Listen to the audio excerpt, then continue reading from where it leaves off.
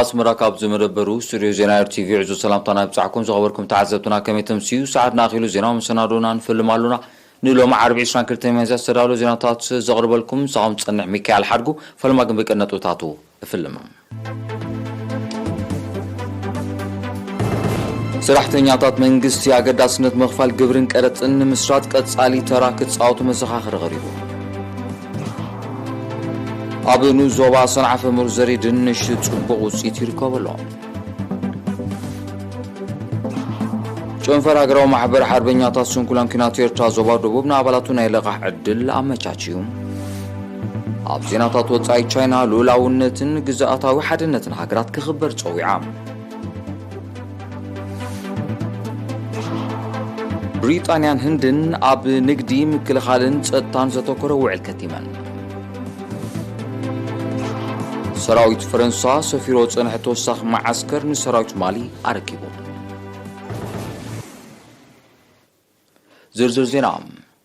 سراحتنياتات منقستي نقحات حبرتسب بقداسنة مغفال قبرن كارتن مبراخن كم باهلي نمسراتن كالاسي تراكت صوتو كم زقبا بعصوتو شدشي ميازي بارون تابستو هابه نحف الشو عمرات قبرن كارتن زملكتاستو مرو تقليسهم حلافي بيت صحفة تاوش تهاجر زوا قاشبار كاتو مانيل قويتوم نترجمن ربحان مكاب قبرن كارتن بسفيع دحر مبرا سراحتنياتات منقستي زلوا مرداتا بمعباي حبرتسب زي ترف زي قنتاو قديتو مخانو تجنزبو بنقحات كواسان أبوانو زقبو كخفلن منتي بعتوب كواسوات حساسيبهم مغفال قبرن كارتن مستوم محبر كتباو هيو زيكاتات ممحياش زوتونو زتكبرون مدبات كتاوي متسار كمزلو زتغسة أتو عمانيل عينتات قبرن كارتن عكفاف الأمن بزملكت زرزراو حاوريتات دحرمهاب قبرن كارتن كونزف زيقبو قديتا ناي نفسو كف زيقاس لزغونة نتكباريو نقحاتن وهود سعرن كمزدلا جنزيبهم أمودات حلافي بوليتيكاو قديات تقرف أبزو باقاش باركاوتو أحمد طاهر أبزو محلالفو ملغتي سرحتنياتات منقسي بحافشا كادرات دما بفلاي أب قبرن كارتن زلو مرداتا بمبراخ أب مكاب قبري زقاتو متساقمات أب ملاي العلا سواتو كي قبرو تلابيهم ناب كالزينام سنسقرم أبنو زوبا صنعفها لمعتي بموياوان استوهابو مخرن ممرحن بقبو تخطيلهم زروا مروت على الزر يدنش صبوت يتركوا كم زلو تحبيرهم وكيل يرينا محمد اي فرح نزدالو زينا وتصبصب شام تولا أبنو زوبا صنعفه بأبنتان المعت جرادين زتزرق كالاي ولدو إلكترا زتباهله مروت على الدنش صبوت يتكم الترخبو تحبيرهم اتي اب درجه اتوت بصح زلو مروت زر دنش حمامات زتصاورن اب حصر غزي نفرز بصحن بمخانو بلچا خم زلو زحبرتو مالمعتي كاب عمت ناب عمت بزقسمو زلو تمكرون بسب ما يحرشا بزوهابم سنفلطتاو استمهرون وصيتاو خوينو خم زرخبو غليصوم كاكلتشن 15 سغا كلتشن 22 ግን نتقملو زلنا دنش الكترا يبحال زي الكترازي بس فتنايو ازي وصيتاوي فريام سعيركا فريام زبكا دنش لزخونه زي دنش زي ازي موروص اگداسي والا بعداغا انت دا رينا يهجن ابنت بطعمي سبز فوتو بافلطو من يسرح رشا اينا نخيد انت وحده ابسومون حدا غزي مصيوم يكاتاتلو مالتي احنا نفلطي نبرنان بالعي بلعو نيرو لو انت خوينا غشالا من يسرح رشا صربال عنهابو نتخانخنا خصح يؤتنا نقتلنا كيلا لمعت جرادين ابتن الزبا اتو زرسناي غبرزغابيهر بوغنو المعتي بموياوان نزتوهابهم مخرن ممرحن بقبو تختيلهم ينطفو بمهلاهم نصعرهم زدارق مهرتي كحافسو تثبيت كمزلو ارديوم عروست قدم حجي استفعلالي خاب صليم اداغاتات اكيبوم يم مرزر نش زفري نيرم حجي كن مستي منستر حرشا زتاتو اب مرد زرئي ادهيبوم بمنستر حرشا زتوهابهم مياو مخري ممرحي بقبو تقبلهم زتقبرو مسمخانهم نتي صعرهم زدارق مهرت دما يحفسو نوزوا صنعفن لمعت مروص زر دنش مچو مخانو تقيسو دما المعتي نزتغنزيبوم تتقمت نايتي مروص زر يكونو تلابيوم نوزوانا مروص زر دنش ازيو زتبابع مچو زخونه براخن كليمان الله كمون ازيو صبح مريتن سفيح ناي صقاتات ماين زلو اكابابيو نزي تردينا نزي بحرياو صقاز تردينا دما كل حرستاي نتازلاتو مريت بكبو على ساليسو ተሳታፊ ወይ ከዓ ኣልማዕ ናይዚ ምሩፅ ዘርኢ ድንሽ ዝኸውን ይላቦ ማለት እዩ ክኢላ ምክልኻል ብቕሊ ኣቶ ነበር ገብረ ህይወት ድማ ኣብ ንዞባ ሰንዓፈ ዘሰክፍ ተርእዮ ባልዓትን ሕማማትን ከም ዘየለም ሓሓሊፉ ግን ተርእዮ ፋንጋስ ከም ዘጋጥምን መድሃኒት ብምጥቃም ከም ዝከላኸልዎም ብምብራህ ኣልማዕቲ ልዑል ተጻዋርነት ሕማማት ዘለዎምን ብርኩት እቶት ዝህቡን ኣዝርእቲ ኣብ ምምራጽ ዕቱባት ክኾኑ ኣዘኻኺሩም ቀንዲ ጠንቂ ምጉዳል ምህርቲ ድንሽ ብቫይረስ ዝስዕብ ሕማማት ምዃኑ ዝገለጸ ኣቶ ነበር ኣልማዕቲ ግራውቶም ብጽሬት ክሕዙ ምቅያር ኣዝርእቲ ከዘውትሩ ተጠቃምነት ኬሚካላዊ ጸረ ባልዕን ድኹዕን ኣወጊዶም ባህርያዊ ድኹዒ ክጥቀሙ ከምኡውን ምንጩ ዘይፍለጥ ዘርእን ጸረ ባልዕን መድሃኒት ካብ ምጥቃም ክቁጠቡ መኺሩ ምቅያር ዝራእቲ ከካይድ ኣለዎ ሓደ ባልዕ መዕቆብ እንድሕር ደኣ ዘይረኺቡ ክጸንሕ ኣይክእልን እንታ ትቕጽል ዘላ ሲዝን ወይ ከዓ እንታ ትቕጽል ዓመት ከጥቅዓልካ ኣይክእልኒ ማለት እዩ ካልእ ሓረስታይ ምንጩ ዘይፍለጥ ጸረ ባልዕ ካብ ምጥቃም ኣብ ሚኒስትሪ ሕርሻ መጺኡ እቲ ናይ ሚኒስትሪ ሕርሻ ጸረ ባልዕ ክጥቀም እዚ ግን ክብል ከለኹ ኣነ ሓንቲ ተኽሊ ግድን ጸረ ባልዕ ክንጥቀም ኣለና ማለት ኣይኮነን እንድሕር ደኣ ጽሬት ኣብ ግባእ ሓሊና ኣላ ምቅያር ዝራእቲ እንድሕር ደኣ ተጠቒምና ኣብ ጸረ ባልዕ እውን ዘብፅሕ ምኽንያት የብልናን ማለት እዩ ቤት ጽሕፈት ሕርሻ ብንዞባ ዓዲ ቂሕ ከም ኣካል ናይቲ ንክራማት ዝገብሮ ዘሎ ምድላዋት ካብ ምምሕዳራት ከባቢ ሓይነባ ተኾንዳዕ ሲብራስ ሃዳሙ መንደፈራን ማእለውያን ዝተዋፅኡ ኣብነታውያን ሓረስቶት ኣብ ምድላው ባህርያዊ ድኹዒ ኮምፖስት ዘተኮረ ስልጠና ሂቦም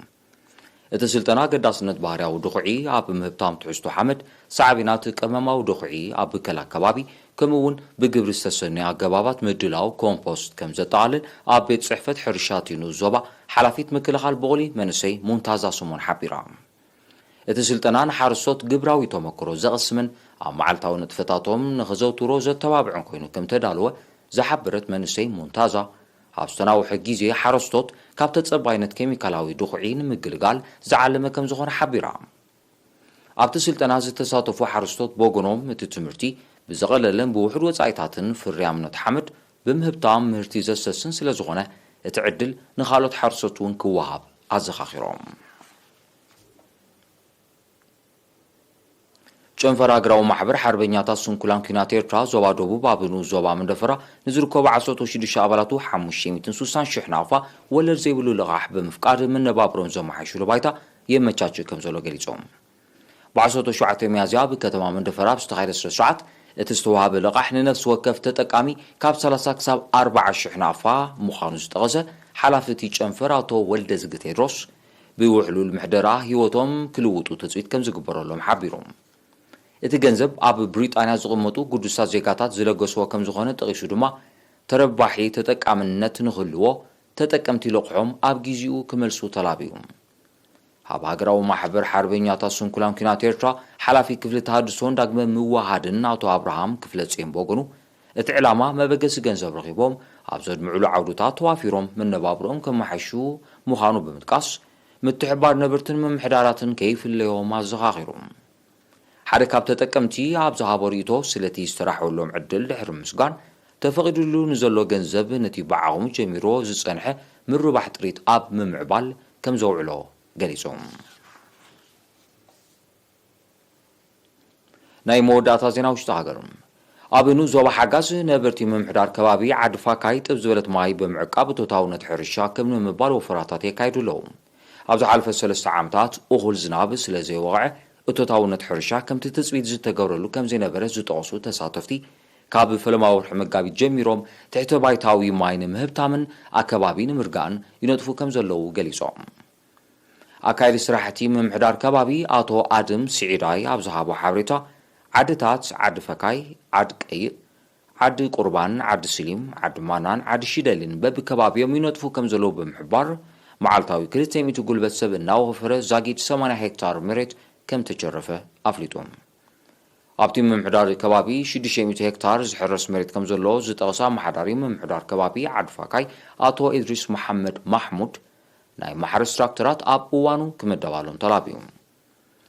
ካብ ከተማ ሓጋዝ ንሸነኽ ደቡባዊ ምዕራብ 15 ኪሎ ሜትር ርሒቑ ዝርከብ 6 ዓድታት ዝጥርንፍ ምምሕዳር ከባቢ ዓዲ ፈካይ ልዕሊ 260 ነበርቲ ኣለዎም ዝኸበርኩም ተዓዘብቲ ድሕር ዛ መሰጋገሪ ዝስዕብ ኣገራዊ ዜናታት እዩ ንኽትከታተሉ ድማ ዕድመ እዩ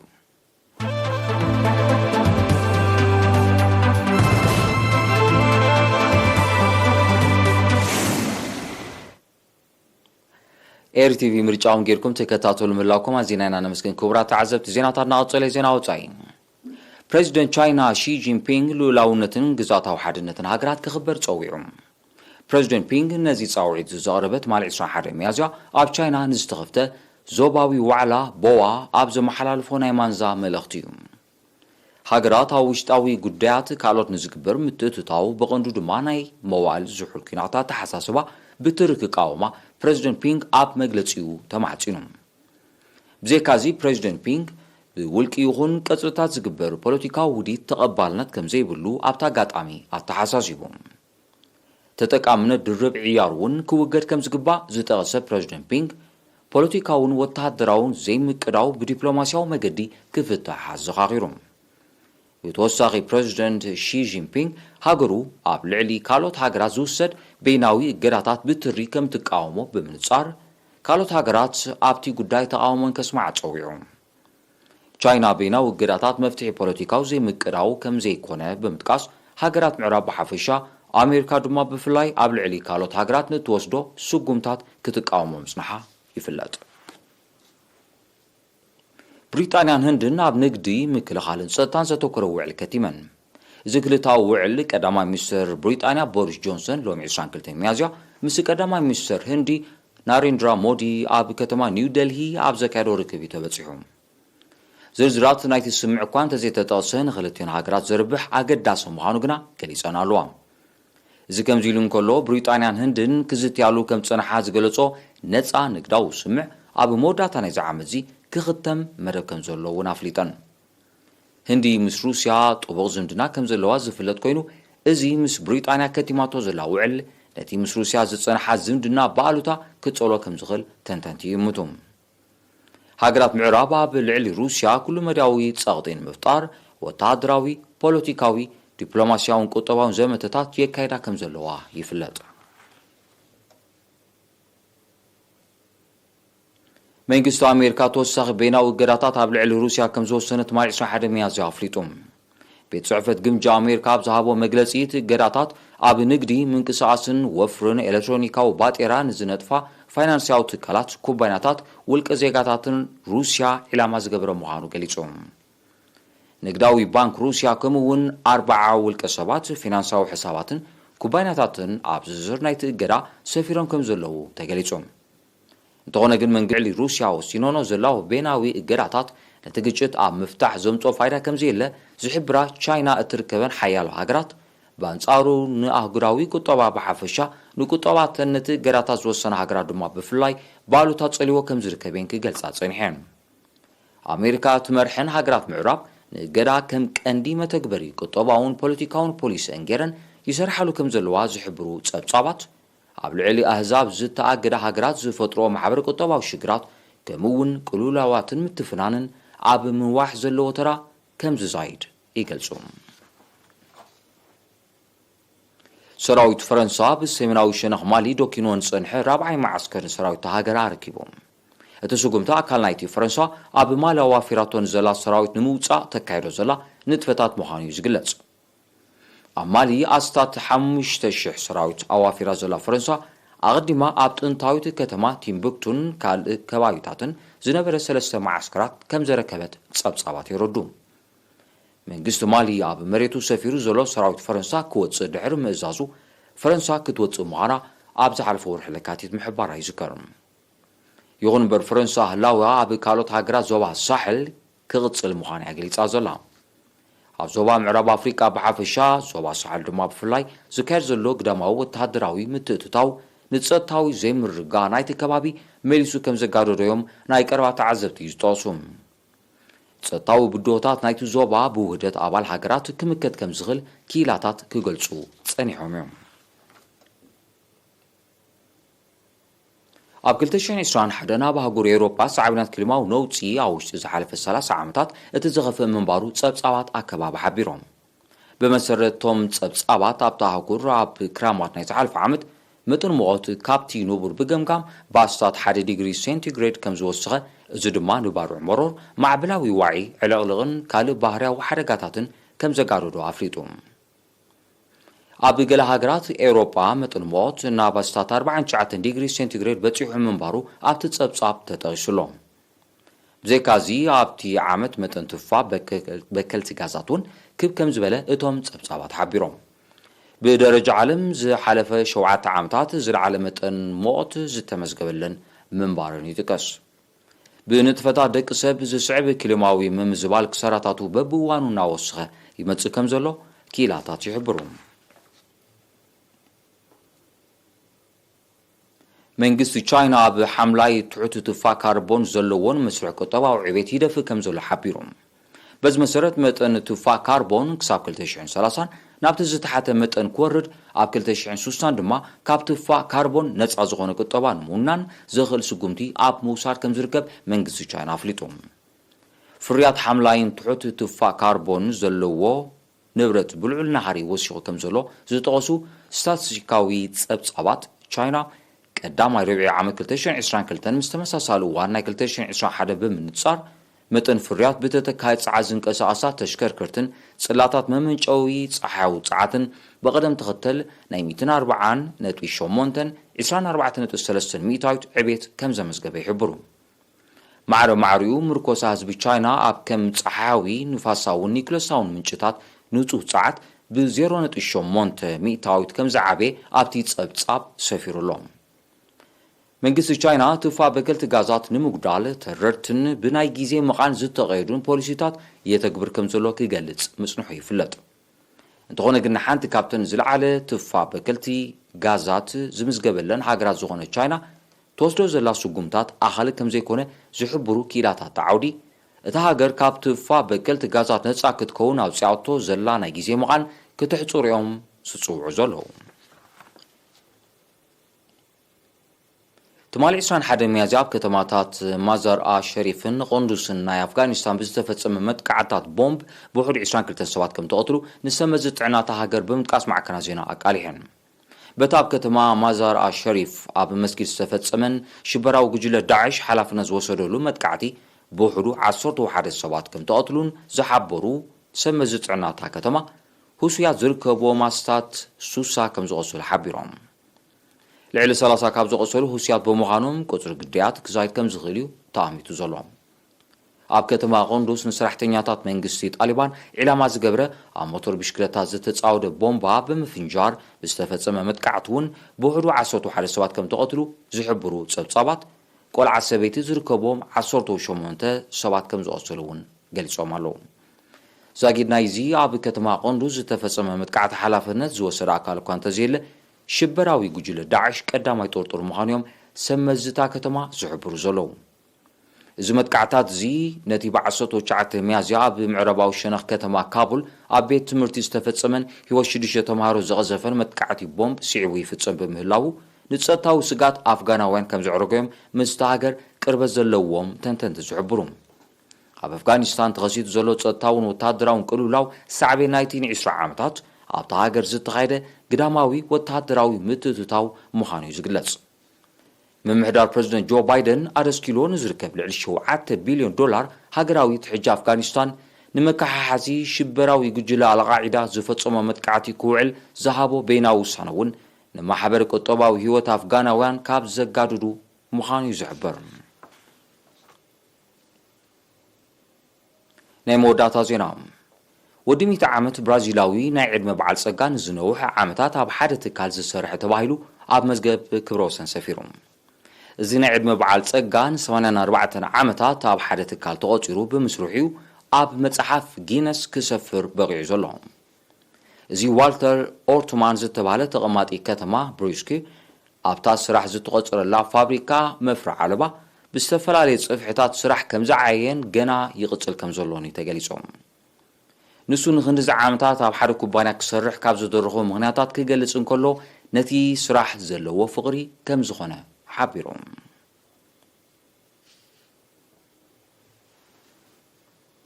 ዜናታት ንምዛም ማርሳ ዜና ክደግመልኩም